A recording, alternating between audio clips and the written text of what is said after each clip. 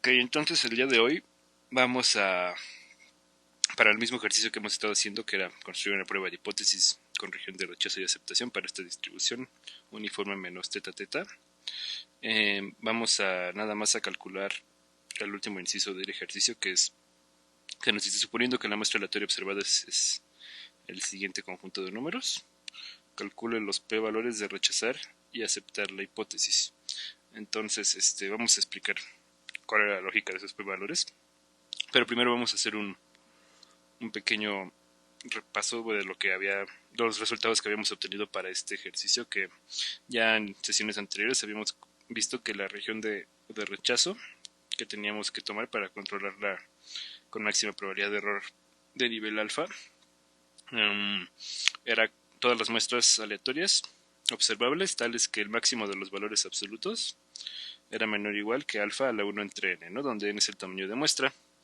Y con la región de aceptación habíamos analizado que había dos casos posibles y que si el máximo era mayor que 1, entonces podíamos aceptar sin error y todo, pero si se daban cuenta ya al final, cuando uníamos los dos casos posibles a la región de aceptación, ya escrito de forma más pequeña, nos quedaba así, ¿no? Simplemente íbamos a aceptar cuando el máximo de los valores absolutos fuera mayor o igual que 1 menos beta al 1 entre n, que este iba a ser un valor cercano a 1, pero por debajo, ¿no? Que era lo que habíamos platicado la clase pasada, que se tenía que tomar por debajo para hacer la región de aceptación un poquito más grande, ¿no?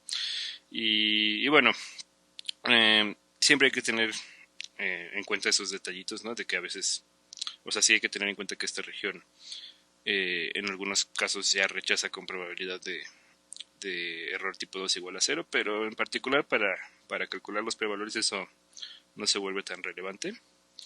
Entonces, pues en este caso, como dice el inciso, son 7 valores los que nos están dando, entonces el tamaño de muestra va a ser igual a 7.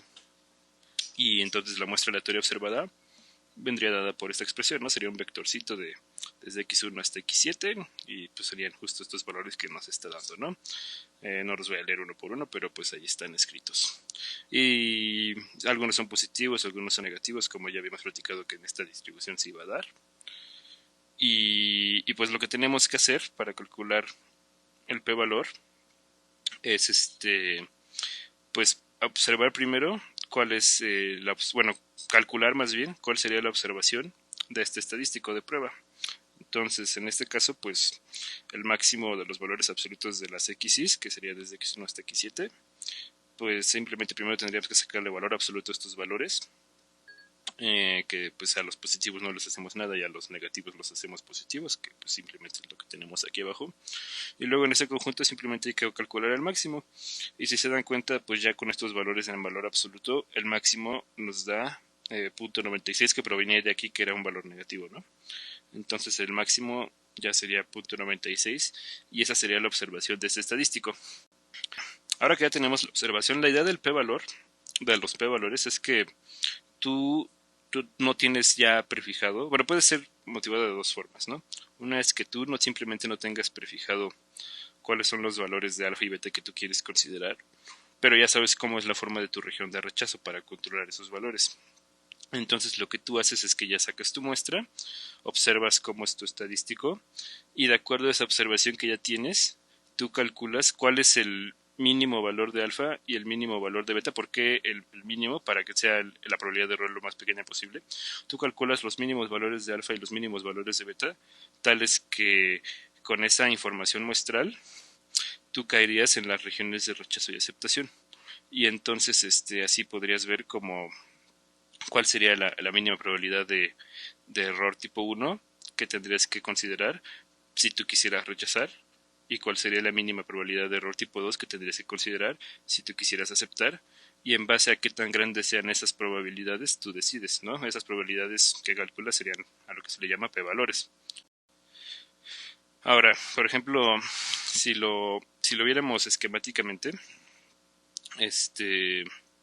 tú cuando construyes una prueba de hipótesis, pues tienes toda tu espacio de posibles muestras, que sería este rectángulo. Digo, es un dibujo, ¿no? Es esquemático nada más.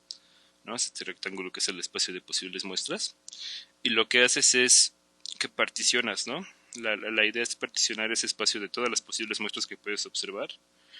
Lo partes en dos o en tres partes dependiendo de si quieres región de aceptación o no. Pero nosotros sí lo estamos viendo con región de aceptación, entonces sería en tres partes, ¿no? Unas cuantas de esas muestras las vas a tomar como tu región de rechazo, o sea que si observas una de las muestras que están aquí, rechazas, ¿no? Otras cuantas de esas muestras las vas a tomar como tu región de aceptación. Y lo que se quede, ahora sí que ni en una ni en otra, en medio. Bueno, aquí en el dibujo sería en medio, ¿no? No necesariamente tendría que quedarse por en medio, pero lo que no entre en ninguna de las dos regiones, pues es a lo que también se le suele llamar región de indecisión. Entonces, un poco de la idea del p-valor es que, pues si tú vas cambiando, aquí en realidad, para ser un poco más precisos, podríamos ponerle que fuera ya con un nivel alfa y con un nivel beta, ¿no? Entonces, la idea de tu p-valor es que si uno va cambiando el valor de alfa, por ejemplo, pues típicamente la región de rechazo pues se va a ir moviendo, se puede ir haciendo más amplia o más pequeña conforme tú vayas cambiando el valor de alfa. Similarmente algo pasa con la región de aceptación cuando uno va cambiando el valor de beta que está dispuesto a aceptar.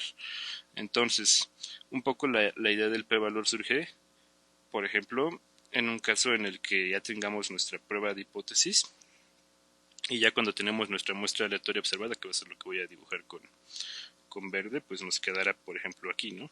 Bueno, digamos por aquí.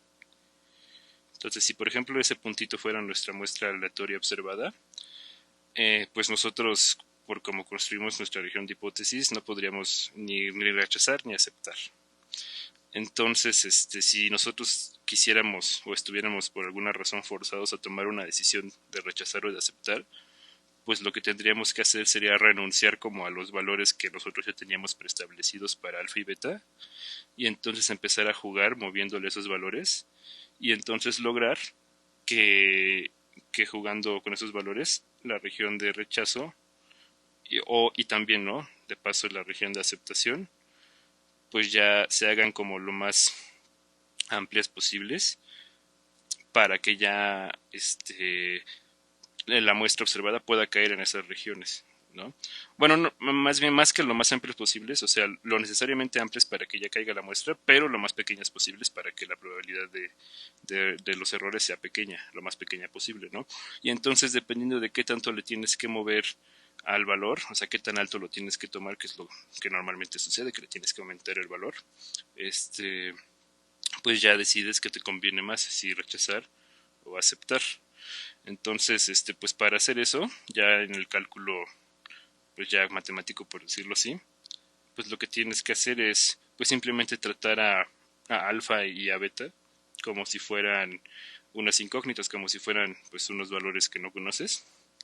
Y entonces con la observación que tú tienes de tu estadístico, pues despejar, ¿no? Lograr de alguna manera sustituir aquí, ¿no? La observación, el valor ya observado, y entonces lograr hallar cuál es el alfa que debes tomar y cuál es el beta que debes tomar para que ya se satisfaga la condición para rechazar y para aceptar. Y les digo, en base a eso, pues ya decides si te conviene más rechazar, si te conviene más aceptar, y ya checas con qué probabilidades de error respectivamente sería. Y también podría llegar un caso en el que pues ambas probabilidades pues queden muy muy grandes, ¿no? Entonces pues ahí tal vez pues si no te convendría hacer ninguna de las dos, pero ahora sí que si estuvieras forzado a tomar una decisión, pues lo que haces es que te fijas qué probabilidad da más chiquita y ya en base a eso decides si rechazas o aceptas. Pero bueno, entonces ya en este ejemplo en concreto para calcular estos valores, pues ya tenemos quién es la observación de nuestro estadístico, ¿no? Que era punto 96. Y entonces, por ejemplo, para calcular el p-value para rechazar, que sería bueno, considerando probabilidad de error tipo 1, pues lo que tenemos que plantear es que pues nuestra observación del estadístico sea, bueno, cumpla con lo que tiene que cumplir para que se rechace, ¿no? Que en este caso es que sea menor o igual que un valor P1, ¿no? Que es lo que queremos despejar, elevado a la 1 entre, ¿no? Esta es la forma que tiene nuestra región de rechazo, ¿no? Y entonces, pues para poder ver cómo tendría que ser P, pues simplemente hay que pues primero sustituir, ¿no? Ya el valor observado que tenemos en este caso, que sería 0.96. Y también en este caso habíamos comentado que el tamaño de muestra era n igual a 7, entonces eso también lo sustituimos y ya tendríamos que, lo que tiene que pasar es que 0.96 sea menor o igual que el valor P1, que es el que queremos hallar, elevado a la 1 entre 7. Y pues como elevar a la séptima es una función creciente, pues si hacemos eso en esta desigualdad, el orden de la desigualdad, el sentido de la desigualdad se va a mantener, ¿no? Aunque aquí invertí en qué lugar escribía P y en qué lugar escribía la constante, pero el sentido de la desigualdad es el mismo, ¿no? Entonces nos quedaría, ya elevando a la 7, nos quedaría que P1, P sub 1, tendría que ser mayor o igual que 0.96 a la 7. Y si nosotros pues aproximamos este valor con la calculadora, nos va a dar algo parecido a 0.75, 145, ¿no? Este valor, 0.96 elevado a la 7, es lo que ya sería nuestro p-valor para rechazar, que es muy alto, ¿no? Entonces, pues ya desde aquí uno como que muy difícilmente se animaría a rechazar, porque para rechazar el mínimo número, bueno, la mínima probabilidad de error tipo 1 que tendríamos sería esta, ¿no? O sea, y esa es la mínima probabilidad de error tipo 1, o sea, podríamos tener todavía más. O bueno, sería la mínima, bueno, no, sí sería más bien como la máxima, pero o sea, sería o sea, con la probabilidad de error tipo 1, con la que más pequeña, con la que ya nuestra región de rechazo rechazaría, ¿no? Y como habíamos construido las regiones de rechazo, sí las considerábamos que ya eran el peor de los casos posibles, pero bueno, como sea, sí queda muy grande, ¿no? Entonces, pues sí, 0.75 de probabilidad de error tipo 1 es altísimo. Para la probabilidad de error tipo 2, aquí le puse tipo 1, es tipo 2. Para la probabilidad de error tipo 2, ay, no, tampoco le cambié aquí. Creo que solamente le hice copy-paste. Jaja. Que sería el caso para aceptar, ¿no? Pues tenemos que hacer algo similar, solo que ahí pues, nuestra región de aceptación nos quedaba en el otro sentido de la desigualdad, ¿no? Entonces, sería pues plantear esto, ¿no? Que la observación de nuestro estadístico fuera mayor o igual que 1 menos el valor P para aceptar que lo podemos poner P2, ¿no? Elevado a la 1 entre n. Sustituyendo, como lo habíamos hecho, nos quedaría que 0.96 tiene que ser mayor o igual a la 1 menos P2 elevado a la 1 entre 7. Y pues ya, ¿no? Haciendo un álgebra similar, ¿no? Pues podemos elevar a la séptima y luego ya pues pasar el P2 para acá y el 1 menos, y el punto 96 a la 7 para acá restando. Y nos queda que P2 tiene que ser mayor o igual a 1 menos 0.96 a la 7, ¿no? Que es aproximadamente 0.24855, ¿no? Y este ya valor, que es el más pequeño que ya necesitaríamos para que nuestra región de aceptación ya abarque nuestra muestra, pues ya sería nuestro p-valor para aceptar. Ahora, una observación que sí me gustaría hacer es que si se dan cuenta, aquí nos dio que el p-valor para rechazar es el complemento del p-valor para aceptar. Y eso sí tiene todo el sentido del mundo y se ve muy claramente, por ejemplo, en el dibujo que habíamos hecho. Porque pues lo que hacemos es hacerlo más amplias, ¿no? Nuestras regiones de rechazo y aceptación, y pues por las técnicas usuales que se toman para construir regiones de aceptación, ya de forma más sencilla, se toman como un complemento adaptado de la región de rechazo, ¿no? O sea, no tal cual como el complemento, pero se voltean las hipótesis y ya después se construye una región de rechazo para la probabilidad 1 menos beta, ¿no? Supongo que ya lo platicaron y si no lo han visto, pues lo van a ver después. Pero pues como nosotros vamos a andar tomando la construcción de la región de aceptación en términos de la región de rechazo, pues sí, típicamente va a suceder que cuando ya andemos estirando nuestras dos regiones, pues sí van a quedar ya pues algo como está aquí, ¿no? Como justo empalmadas, y entonces sí, ¿no? Porque como nosotros vamos a hacer las construcciones de nuestras regiones, cuando queramos calcular un p-valor de rechazar y un p-valor de aceptar, pues ya simplemente podemos calcular primero el de rechazar y ya luego el de aceptar va a ser el complemento, ¿no? Pero eso sí, les digo, tiene mucho que ver por cómo vamos a andar construyendo las regiones de aceptación, ¿no? Y bueno, Entonces, pues en este caso, pues lo más conveniente sería aceptar, ¿no? Porque la probabilidad de error tipo 2, que es el error que podríamos cometer al aceptar, pues sale muchísimo más pequeña que la probabilidad de error tipo 1. De hecho, ya habíamos comentado que de por sí la probabilidad de error tipo 1 era muy, muy grande. La cuestión aquí es que, pues, sí es más pequeña, pero pues no es como que sea muy chiquita, ¿no? O sea, prácticamente una de cada 4 veces nos andaríamos equivocando y eso es muchísimo error en realidad. Entonces, pues ya depende, ¿no? Si por alguna circunstancia bajo esta muestra, que también tiene que ver porque la muestra es pequeña, ¿no? Pero si bajo una circunstancia con esta muestra pues nos viéramos forzados a aceptar o rechazar, pues sí tendríamos que aceptar, pero conscientes de que nuestra probabilidad tampoco es que sea muy chiquita, ¿ok? Y también una forma en la que se utilizan estos p-valores, que de hecho es la forma en la que más se utilizan ya en la práctica, es que pues tú ya por default, cuando tienes una prueba de hipótesis, lo que haces es calcular los p-valores. Y ya dependiendo de cuál sea mayor, pues primero ya te ves hacia dónde te tienes que inclinar, si aceptar o rechazar. Pero ya para decidir, ¿no? Por ejemplo, en este caso, si sí aceptaríamos, pues lo que se hace, a menos que, les digo, a menos que estés obligado a tomar una decisión, pero si no estás obligado a tomar una decisión, pues lo que haría sería comparar el valor que tú tenías de beta, que tú ya tenías prefijado como máxima probabilidad de error tipo 2, y si es un valor más pequeño que lo que te está dando el p-valor para aceptar, pues no aceptarías, ¿no? Porque la probabilidad de error tipo 2 sobrepasaría el valor que tú tenías pensado, ¿no? Y si tú tenías pensado un valor más grande, o sea, tú tenías pensado una probabilidad de error más grande y te da que la probabilidad de error es más pequeña de lo que tú tenías considerado aceptar, pues entonces sí ya tomas la decisión, ¿no? También ese es un enfoque que se le da al uso de estos p-valores, o sea, no tanto no necesariamente que sea porque haya quedado en la región de indecisión y tengas que verte forzado a aceptar o rechazar, sino también, o sea, ya por default, en una prueba de hipótesis, tú te vas directo ya al cálculo de los p-valores y ya sobre esos p-valores revisas si tus valores de alfa y beta son compatibles, ¿no? Con esos p-valores que estás obteniendo. Bueno, ahora lo que vamos a hacer, espero que nos dé tiempo de acabarlo.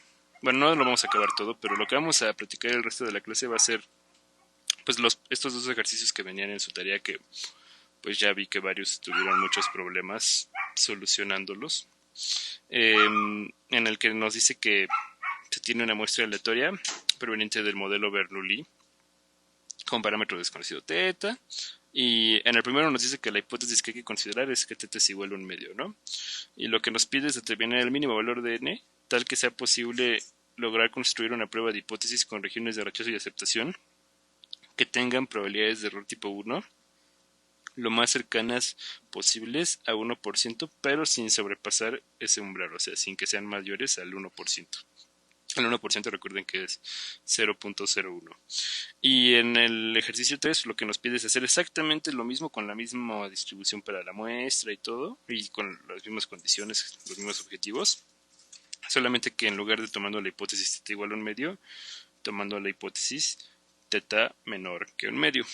Entonces, el que realmente se complica ya a la hora de hacer los cálculos ya explícitos es el primero. El tercero en realidad es muy sencillo.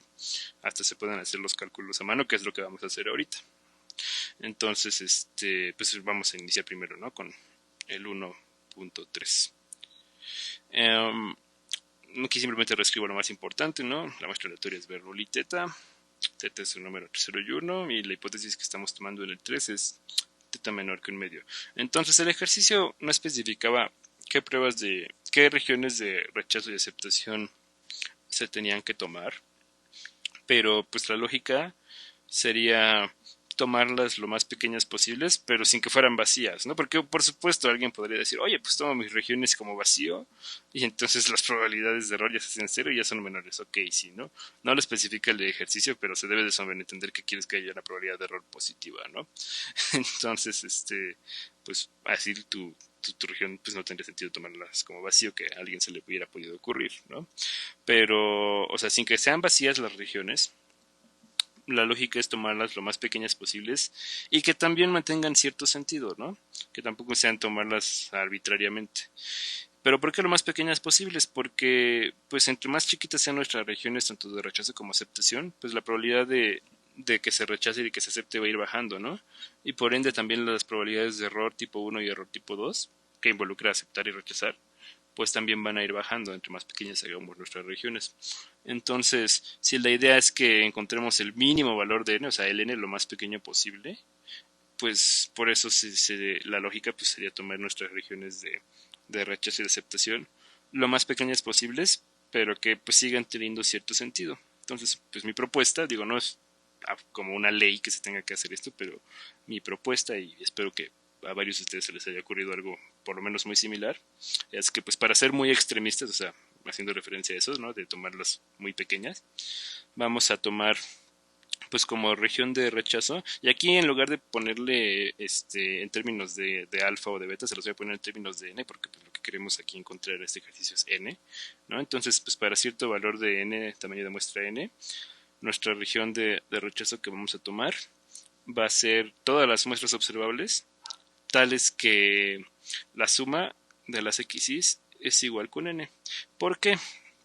Porque, o sea, recuerden que estas variables aleatorias Bernoulli lo que modelan es que haya éxito o que haya fracaso, ¿no? Valen 1 si se tuvo un éxito y valen 0 si se tuvo un fracaso. Solamente pueden tomar esos valores. Entonces, cuando uno ya la suma, lo que está haciendo es un conteo de éxitos. Porque si las variables toman el valor de 0, en la suma no se consideran. Y si toman el valor de 1, sí se consideran. Entonces, al final de cuentas, cuando uno suma unos Bernoullis, lo que tiene es el conteo de éxitos. Entonces, lo que estamos diciendo es que vamos a rechazar que teta sea menor que un medio. O sea, que eso querría decir que la probabilidad de éxito es menor que un medio. Vamos a rechazar esa hipótesis si observamos puros éxitos, ¿no?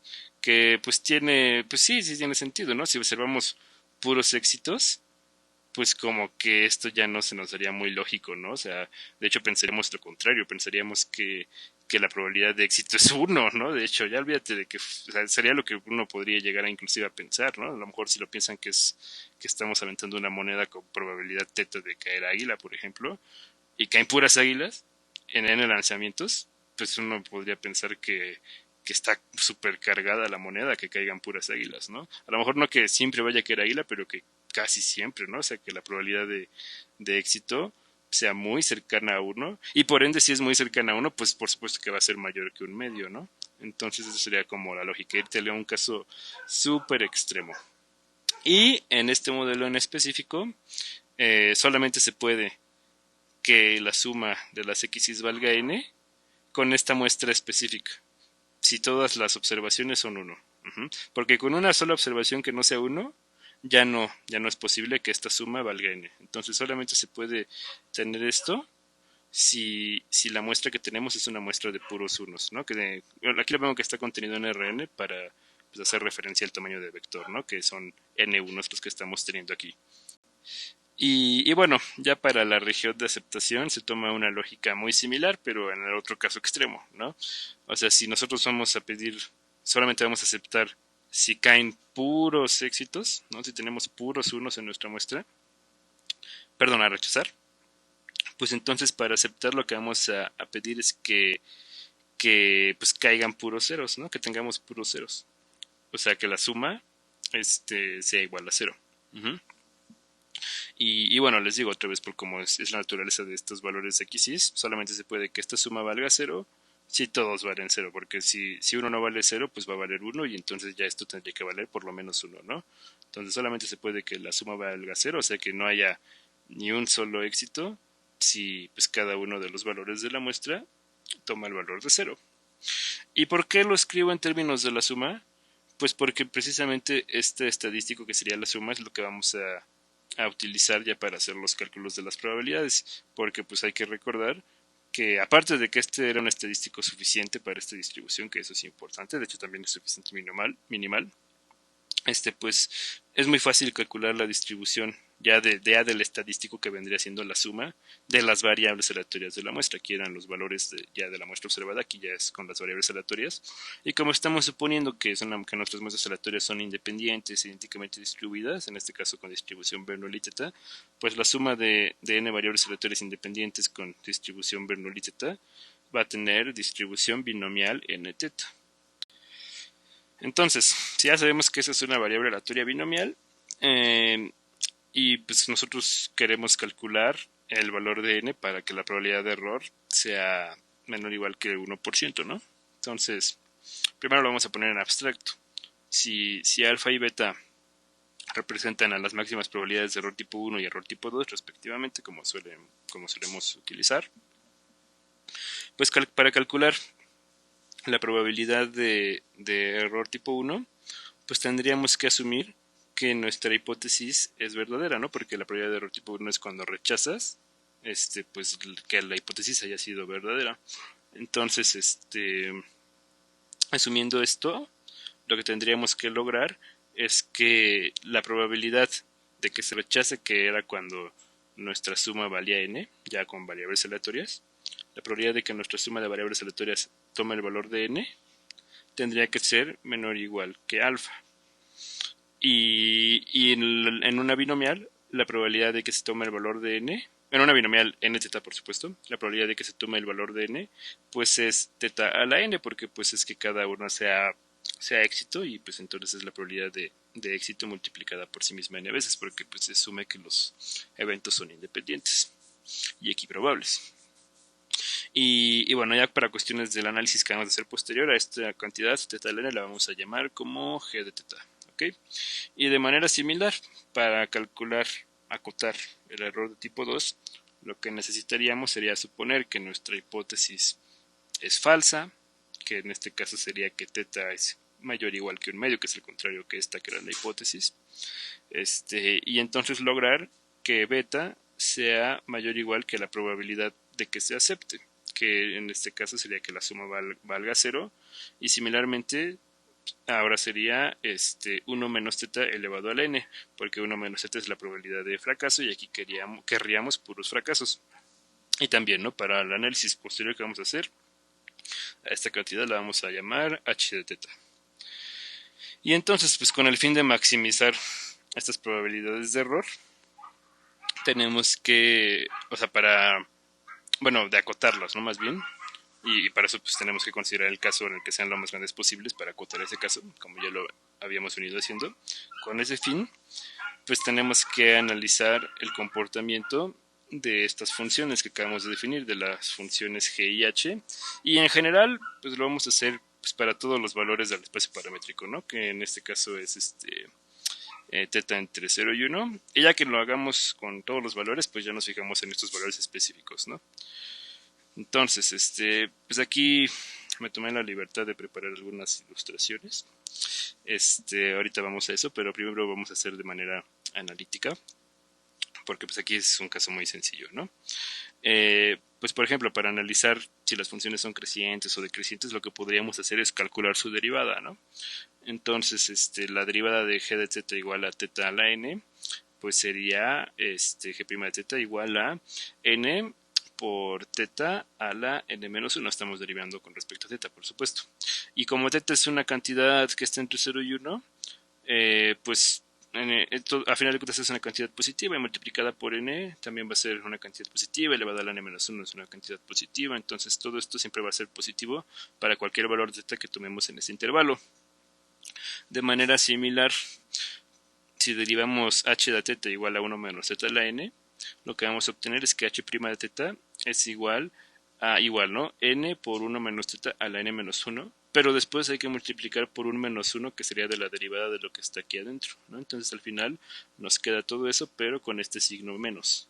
Y entonces, aunque 1 menos θ, si θ está en estos parámetros, sigue siendo un número positivo, pues ya con este menos nos va a quedar un número negativo, ¿no?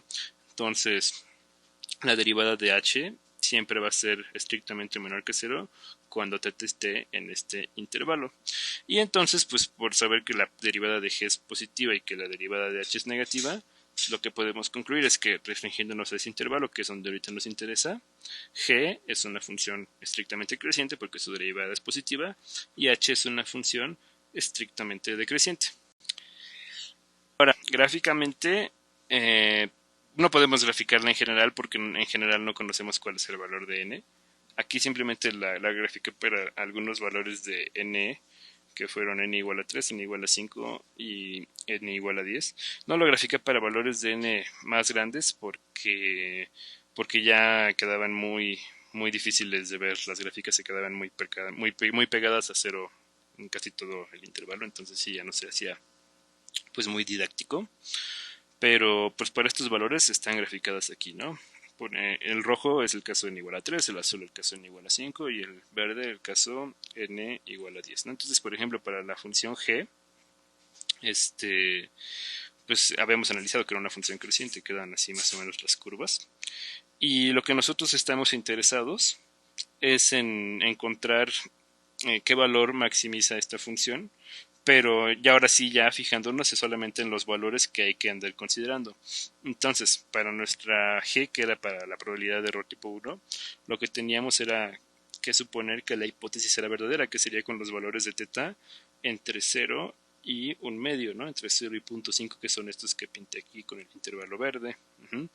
Y entonces, como la función es creciente, pues lo que tenemos que hacer para maximizar esta función, para después acotar ese caso que sería como el de la probabilidad de error más grande posible, pues sería tomar el valor que está aquí, ¿no?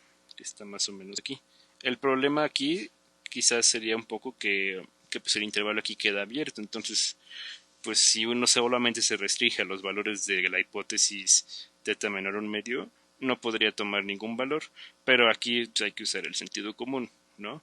O sea, lo que queremos es que todos los casos que están aquí sí se queden acotados, ¿no?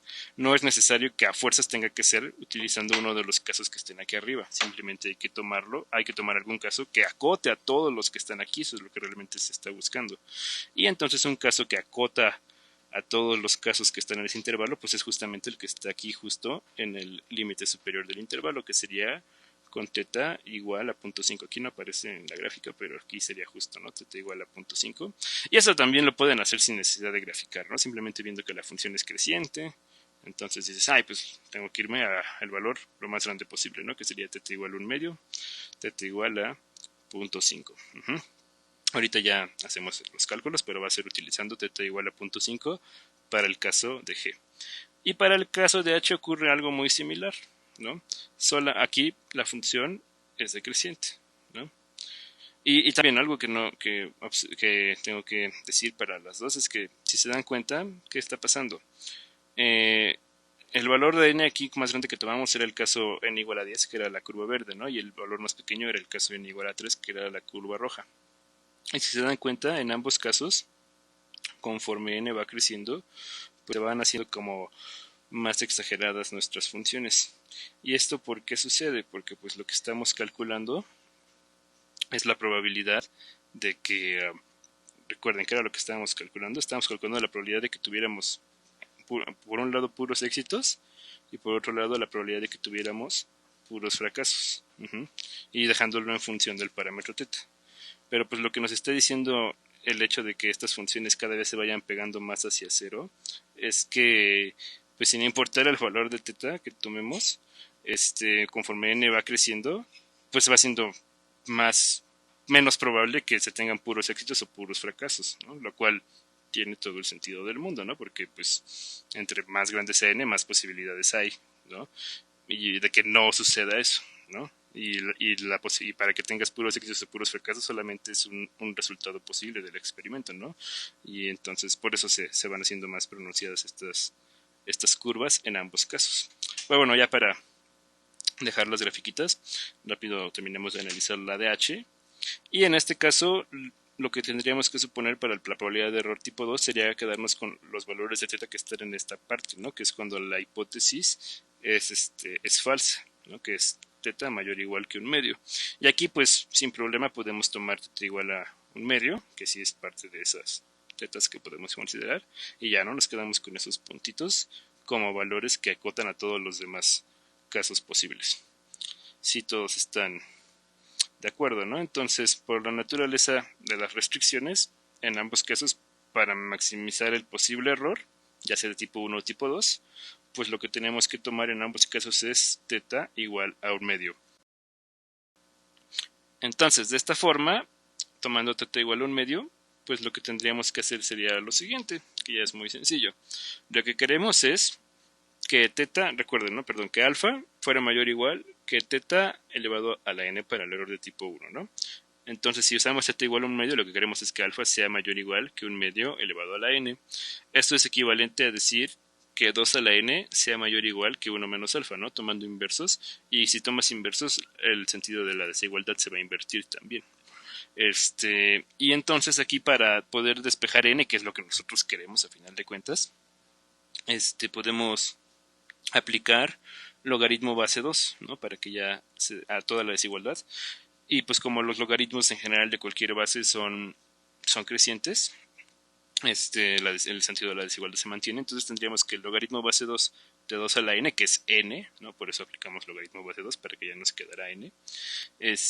Tiene que ser mayor o igual que el logaritmo base 2 de lo que teníamos aquí, ¿no? Que sería el logaritmo base 2 de 1 entre alfa, o también lo podríamos ver por propiedades de los logaritmos como el inverso aditivo del logaritmo base 2 de alfa. Ya como convenga más, ¿no? Da igual, es equivalente. Y similarmente para el caso de error de tipo 2,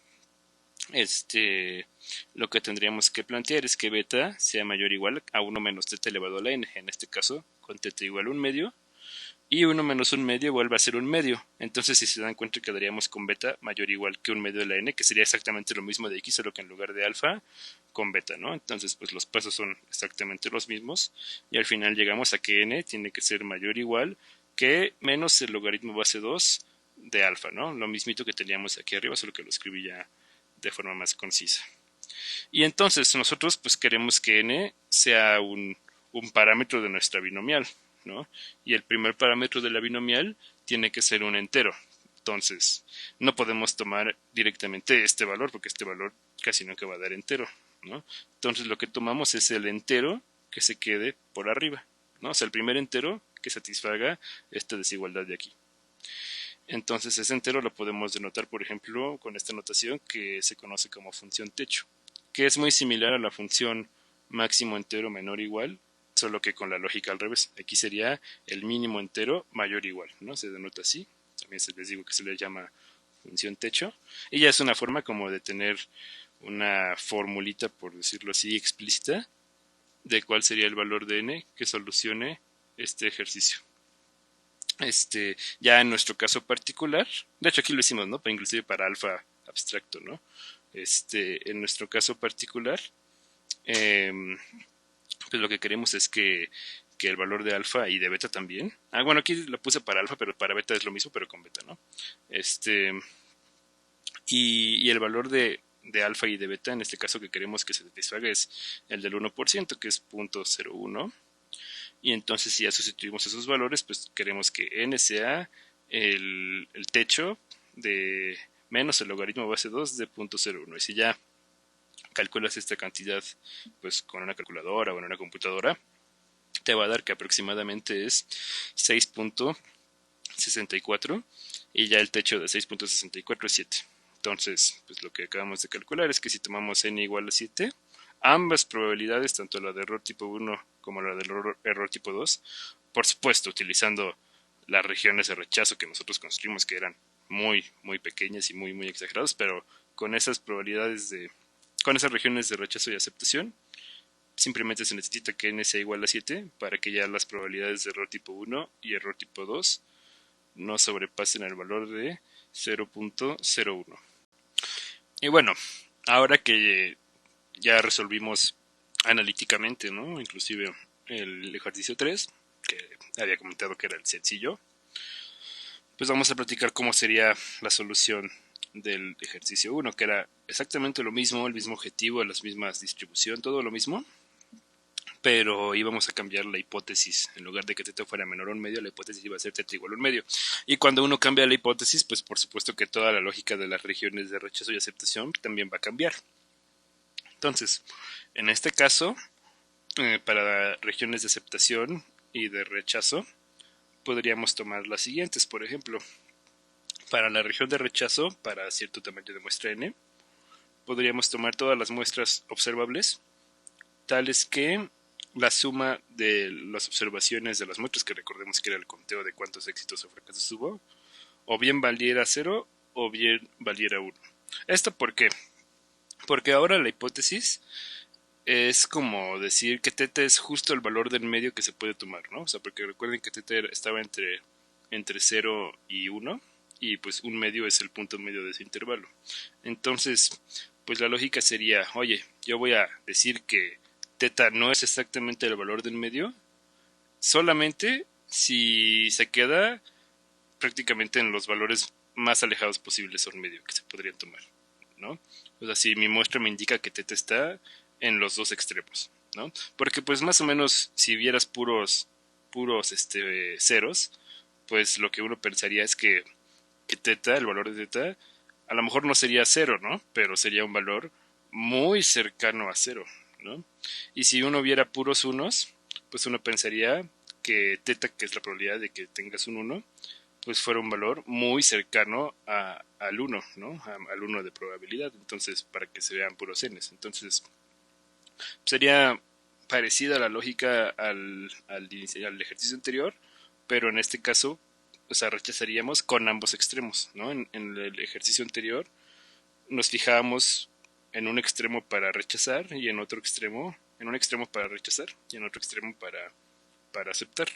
En este caso, los dos extremos nos harían pensar que la hipótesis pues no va a ser muy cierta, entonces con los dos casos extremos de los extremos rechazaríamos. Y como ya lo habíamos analizado, pues solamente esta suma podía valer 0 si la muestra era el vector de puros ceros, y solamente esta suma podía valer 1 si la muestra era el vector de puros unos. Entonces esta región de rechazo solamente tendría dos muestras posibles, no una como en el caso anterior. Podría solamente considerar una de las dos, pero se vería un poquito sesgado, ¿no? Como que para ser justos sí tendrían que estar ambos casos, ¿no? Ya que sea teta muy grande a un medio o muy pequeño, ¿no? Muy menor a un medio. Y bueno, ¿no? En esta forma, en este caso, si nosotros quisiéramos acotar la probabilidad, en este caso como este de la región de rechazo es el que todavía sale sencillo, vamos a platicar rápido, ya sin tanto detalle como el ejercicio anterior, vamos a platicar rápido cómo se podría resolver, y ya después vamos a platicar el otro caso, que es el que sí ya se complica, ¿no? De la región de aceptación. Entonces, en este caso, ya para irnos directamente a cómo podríamos calcular la probabilidad de error tipo 1, que es para la región de rechazo, lo que tendríamos que lograr es que alfa fuera mayor o igual que la probabilidad de que se rechace, que ya sea, que es que mi suma de las x's o valga 0 o valga n. Cualquiera de estos dos casos, que son casos mutuamente excluyentes, no puede darse al mismo tiempo que la suma valga 0 o que la suma valga n. A menos que n fuera igual a 0, pero si n es igual a 0, pues no tiene ningún sentido lo que estamos haciendo nosotros porque pues, no tenemos muestra, ¿no? Entonces estos casos son excluyentes. Y la probabilidad del primero ya habíamos visto que era 1 menos teta la n, y la probabilidad del segundo era teta la n, y simplemente hay que sumarlas. Y luego, pues si ya suponemos que nuestra hipótesis es cierta, perdón, que nuestra hipótesis, sí, exactamente, que nuestra hipótesis es cierta, que es para la probabilidad de error tipo 1, aquí pues es muy bondadosa nuestra hipótesis, porque como es una hipótesis simple, ya nos está diciendo directamente qué valor de teta tenemos que tomar, y ya nos ahorramos pues todo el análisis que teníamos que andar haciendo de cómo se comportaba, ¿no? la expresión, ¿no? Entonces, pues ya tomando simplemente teta igual a un medio, lo que queremos es que alfa sea mayor o igual que 1 menos un medio a la n, ¿no? Que sería aquí, más un medio a la n, ¿no?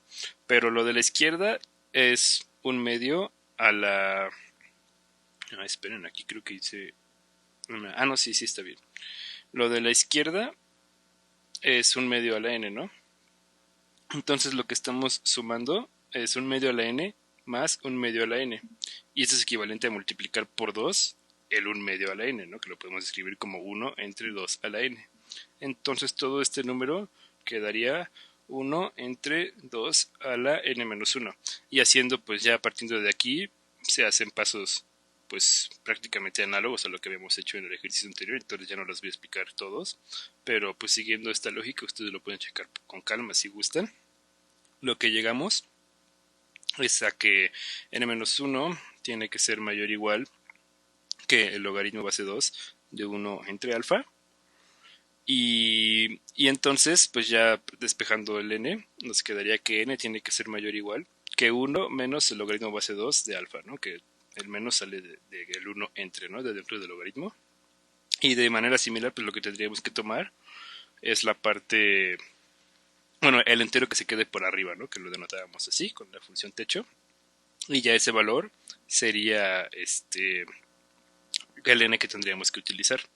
Y ya, ¿no? En nuestro caso particular, para acotar, ¿no? Para lograr, bueno, el n que tendríamos que tomar para que se logre que la probabilidad de error tipo 1 con esta región de rechazo fuera menor o igual al 1%, sería ya a partir de n igual a pues esta parte entera, ya sustituyendo el 1% aquí.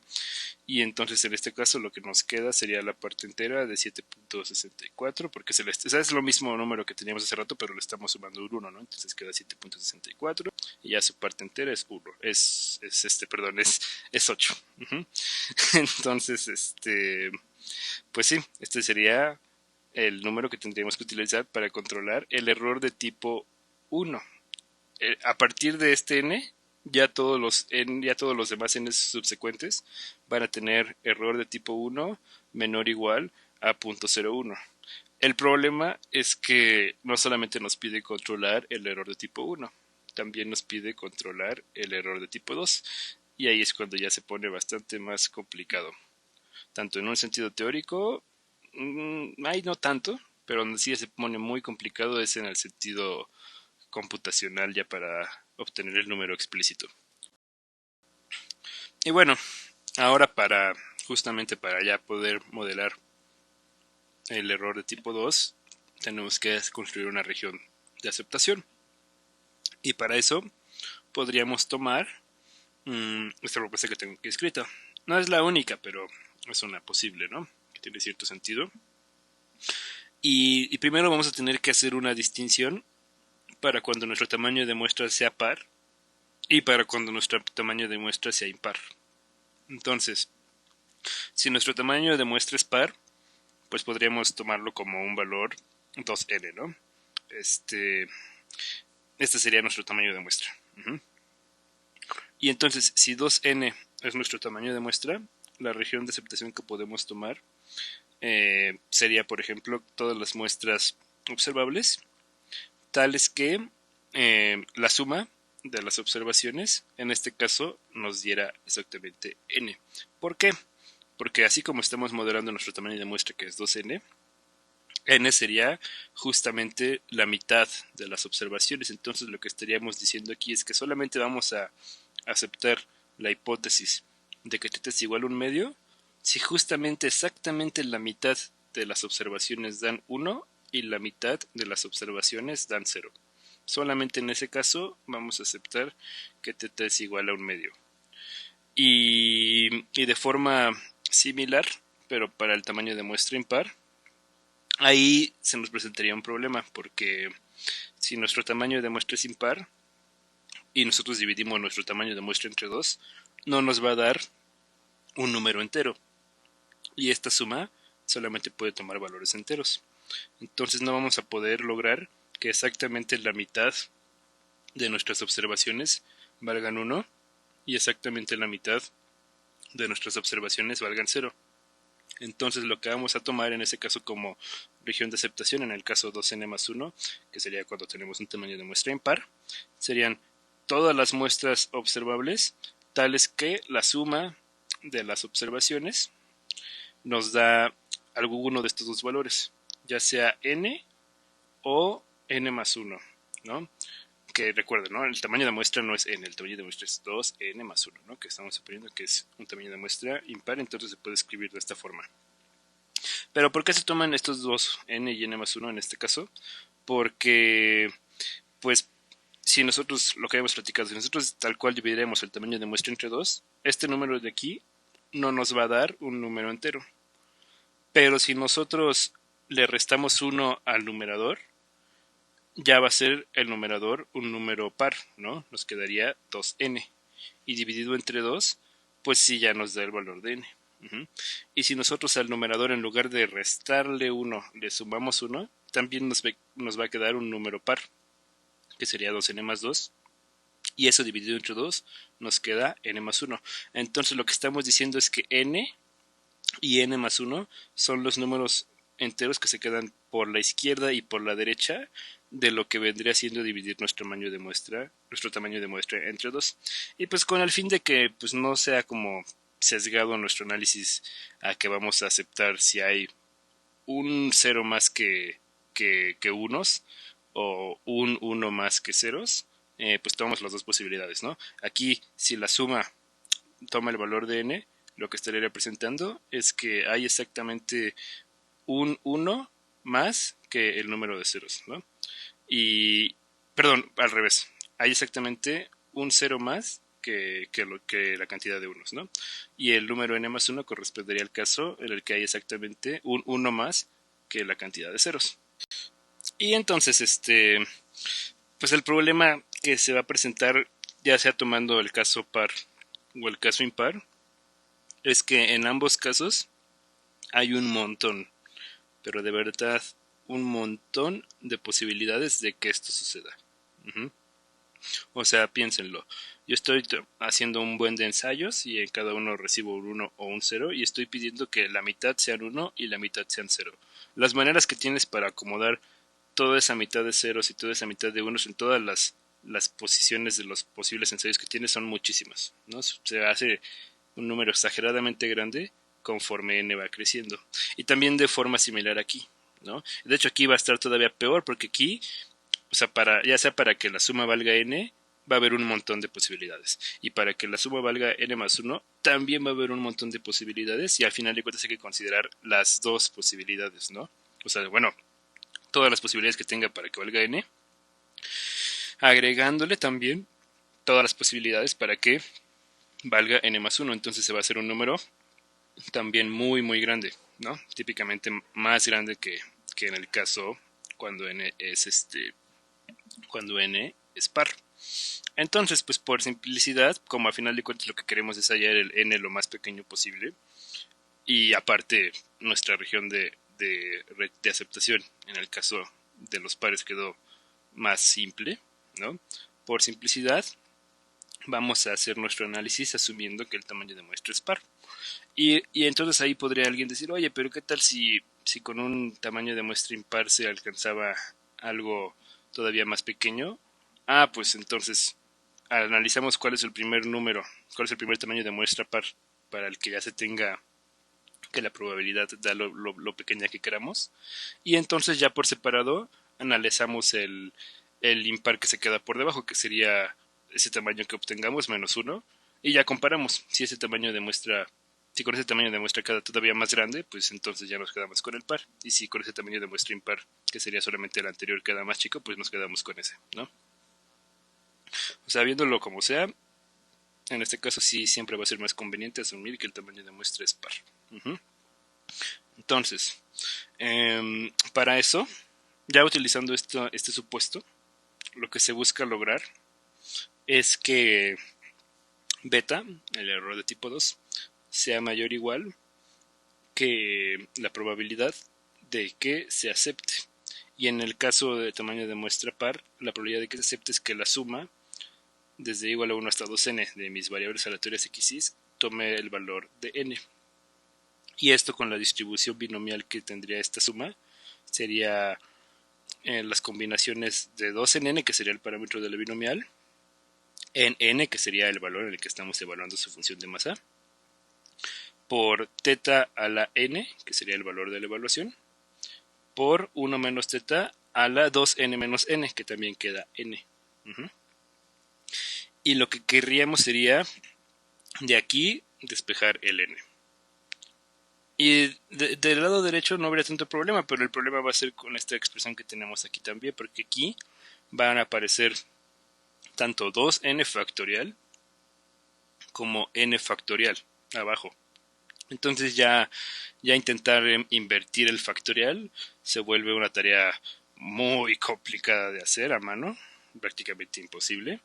Y entonces pues ahí sí ya no queda de otra más que meternos a tratar de utilizar algún programa de alguna computadora. Ahora, pues para programar esto, o sea, en teoría, a ver, ahora sí que en papel, lo único que tendríamos que hacer sería programar de alguna forma un ciclo que nos permite ir calculando este número conforme n vaya creciendo y que se detenga cuando ya ese número sea menor o igual al número que nosotros queramos de beta, que en este caso va a ser beta igual a 0.01. Entonces en papel es sencillo, ¿no? El problema es que estos números, ¿no? Teta a la n por 1 menos teta a la n se van haciendo muy pequeños y estos números, los coeficientes binomiales, se van haciendo muy grandes. Pero pues para eso pues ya platicaron mucho con el profesor, qué estrategias se pueden usar, se pueden sacar logaritmos y ya calcularlos con logaritmos y con exponenciales, ¿no? Puedes dividir todos los factoriales que van a aparecer aquí arriba, en lugar de escribirlos como factoriales, escribirlos como productos y entonces irlos juntando con los términos de acá para que se vean compensando, también es una estrategia, o ambas, ¿no? Puedes utilizar tanto esa estrategia como la estrategia de los logaritmos, si fuera necesario. Que en este caso creo que sí va a ser necesario porque n sí queda bastante grande. Pero lo que sí hay que justificar antes de ya ponerte a hacer eso es qué valor de teta tienes que usar, ¿no? ¿Qué valor de teta tienes que usar? Entonces, pues para eso no nos vamos a librar, vamos a tener que hacer un análisis muy similar al que habíamos hecho para el otro caso, ¿no? Que era pues verificando algunas funciones y bueno, nosotros las derivamos. También se pueden poner a derivar esta función, pero ya no lo voy a hacer a menos que nos dé tiempo, que creo que no. Entonces, solamente los vamos a practicar y ya ustedes hacen esos detalles. Porque pues la función que tendríamos que analizar en este caso sería esta, ¿no? Sería, aquí ya le puse, ¿no? Una función u de teta, digamos, que fuera esa expresión. 2n en teta por teta a la n por 1 menos teta a la n. Y eso pues para los valores de teta en el intervalo 0,1, ¿no? De entrada, ¿no? De hecho sí, en todo el intervalo 0,1, porque ¿qué es lo que vamos a hacer nosotros para calcular la probabilidad de error tipo 1? Pues tenemos que suponer que nuestra hipótesis, ¿cómo es? Tenemos que suponer que nuestra hipótesis es falsa. Entonces, para suponer que nuestra hipótesis es falsa, tendríamos que suponer que teta es distinto de un medio. Pero teta originalmente vivía en el intervalo 0,1, entonces tendríamos que suponer que teta está entre 0 y un medio abierto, o que teta está entre un medio y 1 abiertos también. O sea, básicamente todo el intervalo 0,1 sin el punto del medio, ¿no? Que es este que puse aquí. Entonces, si nosotros aquí también pues no lo grafiqué para todas las n, lo grafiqué para n pares porque es cuando lo estamos analizando nosotros. Y lo grafiqué para n muy pequeñas igual porque graficándolo ya para n grandes se hacía 0 muy rápido, ¿no? Pero muy rápido. Entonces, de hecho, o sea, vean, ¿no? O sea, este es n igual a 6, o sea, ni siquiera es n igual a 20 o a 100, o sea, este es n igual a 6 y veanlo. Pero bueno, entonces aquí tenemos los casos, los primeros pares, porque con el caso de n igual a 6 ya quedaba exageradamente pegada a 0 la curva, ¿no? Entonces ya de por sí ahí era muy difícil de gráficamente, pues con n más grandes ya va a ser prácticamente imposible, ¿no? Y entonces tenemos esta función de aquí y lo que queremos pues es considerar el peor caso posible, ¿no? Cuando esta función se maximiza, que gráficamente se ve muy claro que va a ser cuando teta es igual a un medio, ¿no? Y pues pasa algo similar que en el anterior, porque alguien podría decir, oye, pero debes suponer que teta es distinto de un medio, ¿por qué vas a tomar teta igual a un medio? Sí, debes suponer, bueno, más que suponer que teta es igual a un medio, digo que teta es distinto de un medio, lo que tienes que hacer es lograr acotar la probabilidad de error para todos los casos en los que teta es distinto de un medio, ¿no? Pero nada te dice que tienes que acotarlo con un caso que pertenezca a esa hipótesis, ¿no? Entonces, A veces no es posible. En este caso no va a ser posible acotarlos a todos utilizando un valor que sea distinto a un medio. Pero sí podemos utilizar el valor un medio para acotar a todos los casos que nos interesan, ¿no? Sería como la lógica de tomar un supremo en lugar de un máximo, ¿no? O sea, no es tal cual, pero es más o menos la misma lógica. Entonces, pues sí, o sea, se puede justificar analíticamente, ya no lo voy a hacer. Ustedes lo pueden hacer, o sea, simplemente hay que derivar esta función y ya, ¿no? Se puede justificar analíticamente que, bueno, no es tan simple, pero no es difícil. Se puede justificar que en un medio esta función siempre va a tener un punto crítico. Y eso es muy fácil porque si de ustedes derivan esta función, les va a quedar una expresión que cuando le evalúen en un medio les va a dar cero. Entonces ahí ya pueden demostrar que un medio va a ser un punto crítico para esta función. Ya lo único que tendrían que demostrar es que ese punto crítico específicamente es un máximo local, y para eso pueden usar el criterio de la primera derivada, analizando que a la función antes de un medio sea creciente y después de un medio sea creciente, y entonces por ende sería un máximo local. O también pueden utilizar el criterio de la segunda derivada, ¿no? Y también así justificar que el punto crítico que hay en un medio va a dar un máximo. Y todo eso, pues para tener una justificación teórica de que el valor que tienen que tomar para que esto sea lo más grande posible es igual a un medio. Entonces, pues ya con eso, les digo, ya los detalles se los dejo a ustedes porque son muy similares a los que ya hicimos. Pero, pero con eso, pues en nuestro caso particular, lo que tenemos que hacer es hallar n tal que punto 0,1 sea mayor o igual que las combinaciones de 2n en n multiplicados por un medio a la 2n, ¿no? Ya a la 2n porque queda n más n, ¿no? Y les digo, ya la manera de programar, pues seguramente va a ser un poquito más complicada que solamente ingresar esto de aquí, porque si no, pues les da overflows por estos números que son muy grandes, o por este número que es muy pequeño. Pero pues ya platicaron con el profesor, ya hasta les subió un documento de cómo se puede utilizar algún método más sencillo, bueno, no más sencillo, un poco más complicado, pero que ya les permite calcular números así de grandes y así de pequeños sin que les dé overflow su máquina, ¿ok? Eso pues ya no lo voy a hacer yo ahorita porque pues pienso que sí ya lo platicaron bastante con el profesor.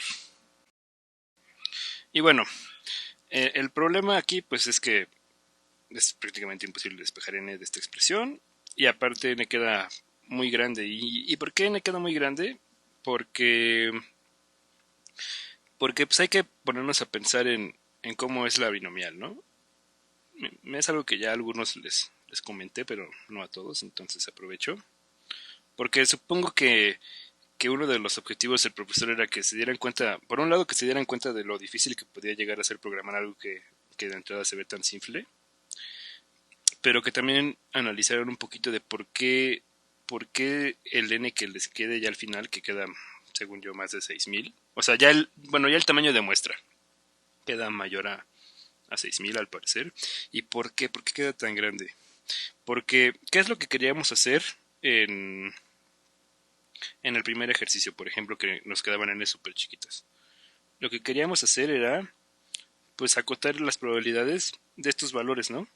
De los valores extremos de la binomial. O sea, que tomara el valor de n y que tomara el valor de 0, ¿no? Que hubiera puros éxitos o que hubiera puros fracasos. Y por la forma que tiene la binomial, esos valores extremos, pues vean, siempre son ya de por sí muy pequeños, ¿no? La binomial siempre tiene esta forma parecida a una campana. De hecho, eso va muy asociado con el hecho de que se puede aproximar una binomial utilizando una normal. Y entonces, pues los extremos de las campanitas siempre son los valores que son más pequeños. Entonces, nos dio un n tan pequeño en el ejercicio 3 porque lo que queríamos que fuera pequeño ya de por sí iba a ser muy pequeño. Uh-huh. Pero ¿qué es lo que estamos haciendo en el ejercicio en el ejercicio 1? Pues lo que estamos haciendo es que queremos la probabilidad de que, por ejemplo, en este caso, ¿no? Que ya era con un n par, queremos la probabilidad del valor que queda justo en medio. Y fíjense cómo son los valores que van quedando en medio o muy cercanos a los valores en medio en la binomial. Son los valores que tienen probabilidad más alta de todos. Entonces por eso n nos va a dar un número muy grande. Porque para que los valores más altos de la distribución sean menores a 0.01, de verdad se necesita que n sea gigantesco. O sea, porque ya una binomial con n igual a 6000, pues quedarían ya puros puntos prácticamente pegados a la línea del cero, ¿no? O sea, ya ni siquiera se distinguiría la forma de campana. Ya de lo ridículamente pequeños serían la mayoría de los valores. Por eso es que n les va a dar un resultado tan grande, porque justamente quieren que sea pequeña la parte en donde la binomial tiene la probabilidad más alta. Por eso queda pero tan grande el n. Y algo que también aprovecho, ya que tengo esta grafiquita de las binomiales, que me robé de Wikipedia, por cierto, es que algo que nadie comentó, pero y yo tampoco, y sí quería comentar y se me pasó, es que pues era muy curioso que quedara el mismo valor de n, ¿no? O sea, en el primer ejercicio quedaba el mismo valor de n, tanto si queríamos hacer pequeño beta como si queremos hacer pequeño alfa. Y eso no siempre va a pasar en general. Eso pasa, en este caso muy específico, porque la distribución que estamos usando para calcular todas esas probabilidades, recuerden que era una binomial n teta. Y ya cuando hacíamos todo nuestro análisis, veíamos que teta tenía que ser igual a un medio. Y lo binomial tiene esa característica de que cuando su parámetro es exactamente igual a un medio, quedan distribuciones que son simétricas. Que por ejemplo es este caso que está pintado en rojo, ¿no? Cuando p es igual a 0.5, queda distribuciones que son simétricas. ¿A qué me refiero con que sean simétricas? Que este valor de aquí tiene la misma altura que el valor de acá, este de aquí tiene la misma altura que el de acá, ¿no? O sea, van teniendo las mismas alturas. Y por ejemplo, en los otros casos donde no son simétricas, como por ejemplo cuando p es igual a 0.7, cuando no es un medio, ya quedan valores diferentes de ambos lados. Entonces, como nos estamos fijando en los valores de los extremos, y el caso con teta igual a un medio nos va a dar una distribución binomial que sea simétrica, por eso las probabilidades dan lo mismo, y por lo tanto n nos va a dar lo mismo para tanto el error de tipo 1 como para el error de tipo 2. Pero eso solamente fue porque estábamos usando un caso particular de una distribución que fuera simétrica, ¿no? No siempre va a dar algo así. Eso era otra cosa que también quería comentar. Y bueno, ya para finalizar, aquí tuve que mover un poco las cosas para que me cupiera, pero ya para finalizar, podemos platicar un poquito más de cómo podríamos programar, o bueno, más que programar, cómo podríamos ver esta expresión para poderla programar de manera un poquito más eficiente, o bueno, no un poquito, bastantito más eficiente. Y pues para empezar, ahorita vamos a ver por qué hacemos esto, pero para empezar podemos notar que un medio a la 2n, en este caso va a ser lo mismo que un cuarto a la n, ¿no? Simplemente sería meter el exponente 2 adentro del paréntesis y ya nos quedaría un cuarto, ¿no? Es una propiedad que se puede hacer por propiedades de los exponentes. Y, y este coeficiente binomial de 2 a la n en n, bueno, perdón, 2n en n, pues por definición es este, ¿no? 2n factorial y abajo quedaría n factorial y luego 2n menos n que vuelve a ser n factorial. Y entonces si nosotros analizamos lo que es este 2n factorial, pues nos va a quedar el número 2n multiplicado por el número 2n menos 1 y así sucesivamente se van a ir cada vez multiplicando 1 menos 1 menos 1 menos hasta que eventualmente lleguemos al número n más 1. Y después del número n más 1 tendríamos el número n, luego el número n menos 1, luego el número n menos 2, pero a partir del número n en adelante, todos esos números los podemos agrupar como un n factorial. Y entonces ese n factorial que queda aquí lo podemos cancelar con uno de los n factoriales que quedan abajo. Entonces de esta forma, y ya acomodando convenientemente los términos que quedan aquí arriba con los términos que están dentro de este factorial multiplicándose aquí abajo, si por ejemplo agrupamos el término 2n que está arriba multiplicando con el n que está abajo dividiendo, podríamos tener una fracción. Y luego el término 2n menos 1 con el término n menos 1 que quedaría abajo dividiendo después del n, lo podemos ver como otra fracción. Y así en general los n términos de arriba que quedan los podemos agrupar con los n términos de abajo que van a ir quedando. Y entonces podemos escribir toda esta fracción que quedaría este coeficiente binomial como un producto de fracciones. Em, Digo, aquí no me voy a poner a explicar todos los detalles porque pues ya quedó bastante larga la sesión, pero ustedes pueden verificar que efectivamente una manera de escribir esto que tenemos aquí arriba es equivalente a escribir este producto, ¿no? El producto con un índice k corriendo desde 0 hasta n-1 de las fracciones 2n-k sobre n-k. Aquí de hecho el producto va como un poquito al revés, porque por ejemplo con k igual a 0 tendríamos el número 2n menos 0 en, dividido por n, ¿no? Que sería como agrupar este con este, ¿no? Como que va en orden descendente, eso me refiero con que va al revés, ¿no? En lugar de ir en orden ascendente, va en orden descendente. Entonces, y al segundo término, por ejemplo, cuando k es igual a 1, tendríamos 2n-1, que sería este de aquí, dividido entre n-1, que también aparecería en este n factorial, ¿no?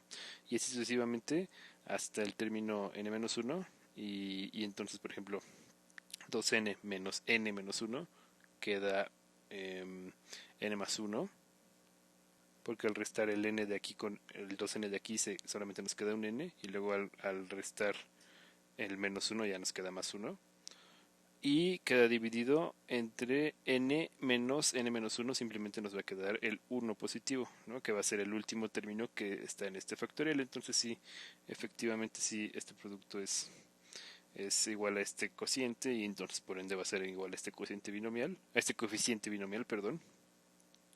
Y entonces lo que tenemos que hallar es un n tal que esto suceda. O sea, esta expresión que tenemos aquí abajo vendría siendo equivalente a la expresión que tenemos aquí arriba, solo que escrita de otra forma, ¿no? Ya en lugar de verlo así, lo vemos como el producto, o sea, este mismo producto de estos factores, solamente que agregando eh, el 4 abajo. ¿Por dónde sale este 4? Pues de este 1/2 a la 2n, que es un cuarto a la n. Entonces aquí son n veces que se está multiplicando por un cuarto, y aquí son n factores. Entonces a cada factor le podemos agregar un cuarto. ¿Y por qué se podría programar mejor con esto, viéndolo de esta forma?